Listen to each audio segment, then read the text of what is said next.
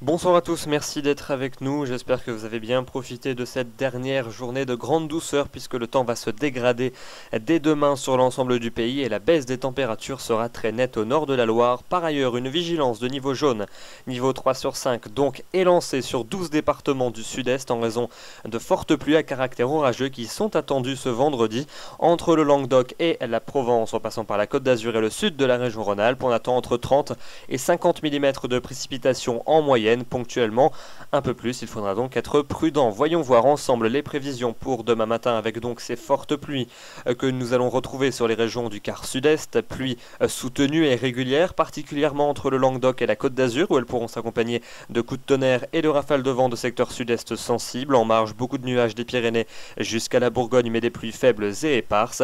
Beaucoup de grisailles également au nord de cet axe avec parfois des visibilités réduites et donc des brouillards et puis beaucoup d'humidité dans les régions les plus septentrionales avec peut-être quelques fines pluies ou quelques bruines entre les côtes de la Manche et le Benelux. Notez le vent de nord-est très frais qui soufflera très sensiblement aux bordures des côtes de la Manche. Dans l'après-midi, la dégradation se confirme dans les régions du sud avec des pluies fréquentes qui vont s'installer sur l'ensemble des régions situées au sud de la Loire avec parfois quelques coups de tonnerre du côté de la région toulousaine. Coups de tonnerre plus marqués entre le Languedoc et la Côte d'Azur où là les pluies seront beaucoup plus actives avec donc des cumuls parfois importants. Soyez prudents. En marge, des pluies beaucoup plus faibles entre la Gironde et le sud de la Champagne et puis un temps plus sec mais non moins nuageux entre les Pays de la Loire et le bassin parisien. Entre les côtes de la Manche et la Belgique, vous retrouverez un ciel bien gris, bas et peut-être quelques bruines ou plus fines accompagnées d'un vent de secteur nord-est particulièrement sensible près des côtes de la Manche, 50 à 70 km à l'heure, des terres vers les côtes avec donc une impression de fraîcheur particulièrement renforcée.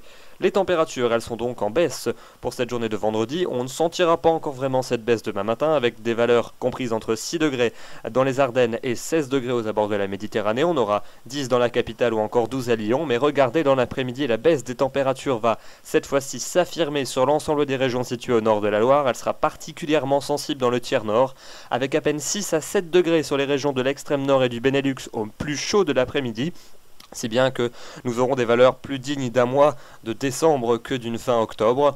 Ailleurs, c'est encore plus ou moins conforme au normal de saison, 13 degrés à 15 degrés du côté de la Bourgogne, 17 degrés encore à Clermont-Ferrand, 19 pour Bordeaux et encore un joli 20 degrés à Toulouse. La maximale, c'est à Ajaccio que vous la retrouverez avec 23 degrés.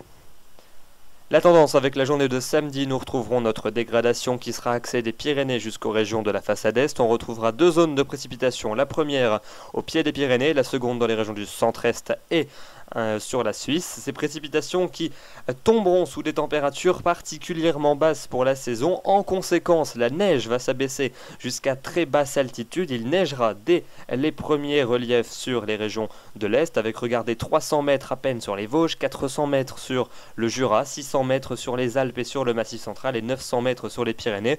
Autrement dit, les premières hauteurs et les premiers plateaux vont blanchir et il n'est pas impossible d'ailleurs que les monts du Lyonnais se voient recouvrir d'un manteau blanc. Même chose dans les vallées de la Suisse où la neige pourrait même s'abaisser jusqu'au niveau de la plaine en toute fin de journée. C'est donc une véritable situation hivernale qui est attendue.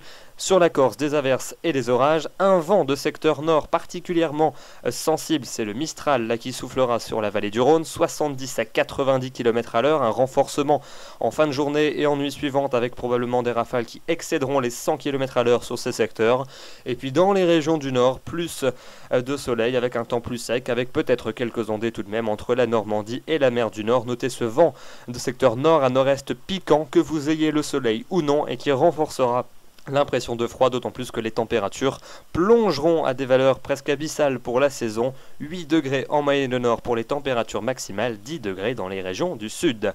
Dimanche, avec encore de l'instabilité qui va persister de la Suisse jusqu'à la Côte d'Azur et à la Corse, des pluies assez régulières sur ces secteurs, notamment sur l'île de Beauté, encore accompagnées de chutes de neige des très basses altitudes sur les massifs, 400 mètres sur le Jura, 500 à 700 mètres sur les Alpes, encore quelques flocons probablement jusque dans les plus basses vallées suisses en cours de journée. Sur le reste du pays, un temps sec va s'installer avec de belles éclaircies probablement plus larges entre les Pays de la Loire et l'Aquitaine, ainsi que dans les régions du quart nord-est, tandis que la nébulosité s'annonce plus importante en bordure des côtes de la Manche, particulièrement entre la Bretagne et la Normandie. Notez un peu plus de nuages vers la région toulousaine avec peut-être une ou deux ondées. Notez également ce vent particulièrement sensible en Méditerranée, Mistral et Tramontane qui souffleront en tempête 90 à 110 km à l'heure en rafale, voire 120 km à l'heure sur les côtes roussillonnaises. Évidemment, cela nécessitera une vigilance probablement de niveau orange et les températures elles restent hivernales au nord comme au sud, très homogènes, 1 degré en moyenne au nord avec donc de très fréquentes gelées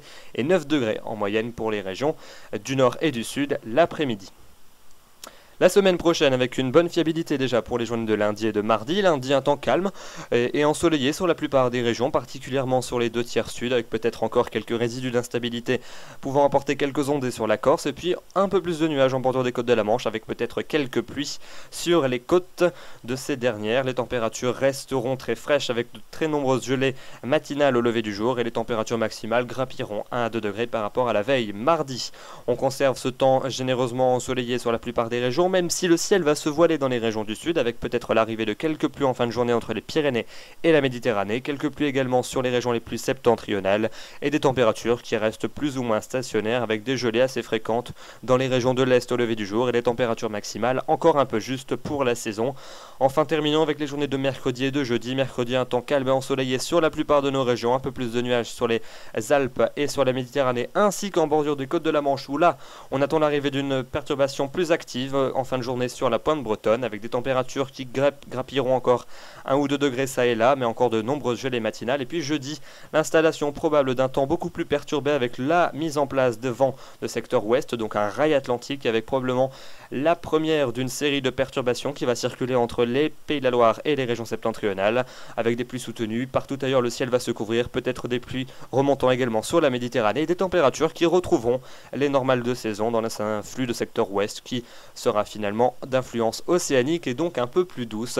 Quoi qu'il en soit, l'automne est bel et bien installé, pour ne pas dire l'hiver, pour les prochaines heures. La question nous est posée par Patrick qui nous demande: le coup de froid à venir marque-t-il l'entrée dans l'hiver? Alors la réponse elle est non. Il va certes faire très froid dans les prochains jours avec probablement les premiers flocons jusqu'à très basse altitude sur les régions de l'Est et des gelées qui seront très fréquentes le matin. Mais toutefois, à partir de jeudi prochain, comme nous venons de le voir dans les prévisions, eh bien la pluie et le vent reviendront par l'océan, s'accompagnant ainsi d'une influence plus océanique et donc d'une hausse des températures, lesquelles redeviendront probablement conformes au normal de saison. D'ailleurs, ce flux d'ouest océanique devrait s'imposer pour la fin de semaine prochaine, donc pour le début du mois de novembre. Autrement dit, même si ce coup de froid hivernal est attendu dans les prochains jours, il ne devrait pas être forcément très durable, puisque un retour à une météo plus automnale est attendu pour début novembre. Demain, nous fêterons les Dimitri, nous serons le vendredi 26 octobre, le soleil va se lever à 8h28 pour se coucher à 18h39, nous perdons 3 minutes d'ensoleillement. J'aurai le plaisir de vous retrouver, je vous souhaite une excellente soirée, merci.